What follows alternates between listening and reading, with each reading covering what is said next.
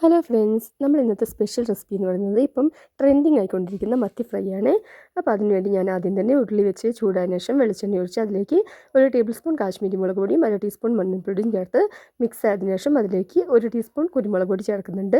അതൊന്ന് വാടി വന്നതിന് ശേഷം അതിലേക്ക് 1 ടേബിൾ സ്പൂൺ കാശ്മീരി മുളക് പൊടി ചേർത്ത് കൊടുത്തിട്ടുണ്ട്. കളർ കുറവാന്ന് തോന്നിയപ്പോൾ കുറച്ചുകൂടി ചേർത്തതാണ്. അത് നന്നായി മൂത്ത് വന്നതിന് ശേഷം അതിലേക്ക് കുറച്ച് കറിവേപ്പിലയും ചതച്ച ചെറിയുള്ളിയും ചേർത്ത് കൊടുക്കുക. ഇതിൽ നമുക്ക് ചെറിയുള്ളിയാണ് കൂടുതൽ വേണ്ടത്. ചെറിയുള്ളി നന്നായി വാടി വന്നു കഴിയുമ്പം അതിലേക്ക് ചതച്ച വെളുത്തുള്ളിയും കുറച്ച് കാന്താരി മുളകും കൂടി ചേർക്കുന്നുണ്ട്. ഇതൊക്കെ നന്നായി മിക്സ് ചെയ്തതിന് ശേഷം അതിലേക്ക് കട്ടിയുള്ള വാളംപുളിയുടെ വെള്ളം ചേർത്ത് കൊടുക്കുക. പാകത്തിനുള്ള ഉപ്പും കൂടി ചേർത്ത് നന്നായി മിക്സ് ചെയ്ത് കൊടുക്കുക.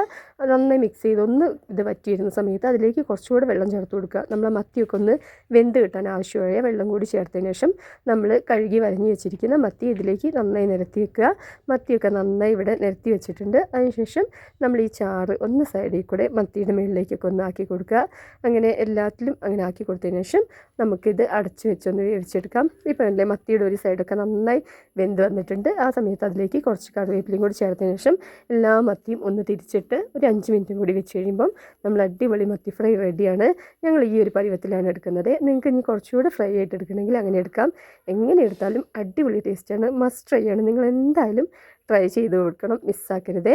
അപ്പോൾ ഇത് നമുക്ക് കഞ്ഞിയുടെ കൂടെയോ ചോറിൻ്റെ കൂടെയോ കപ്പയുടെ കൂടെയൊക്കെ അടിപൊളി ടേസ്റ്റാണ്. അപ്പോൾ നല്ലൊരു റെസിപ്പി ആയിട്ട് വരാം. ബൈ.